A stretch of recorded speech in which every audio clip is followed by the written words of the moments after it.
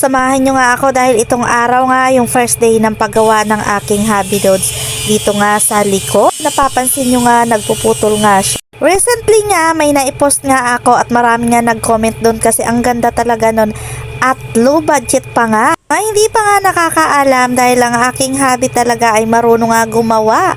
At talaga since teenager pa lang siya, ito na nga talaga ang trabaho niya. Kaya ito, ipapasilip ko muna sa iyo ang aming munting bahay dito sa likod. May bahay na talaga kami, kaso lang ito nga yung bakante dito sa likod. Medyo malaki kasi tong lote namin dito, kaya gagawan nga namin. Pansin nyo nga, ayan nga, ilang days pa lang nga yan na ginagawa niya.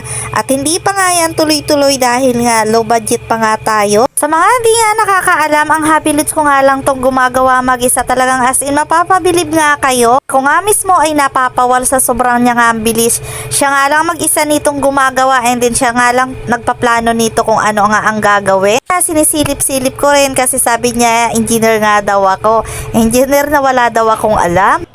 Kaya nagtatawanan talaga kami dito mag-asawa dahil nga nagbibiruan nga kami dito. So ayan pa nga lang ang nagagawa dito sa aming munting tahanan. Meantime nga ngayon, stop muna ang paggawa dahil wala na naman nga tayong budget. So mag-iipon nga muna tayo.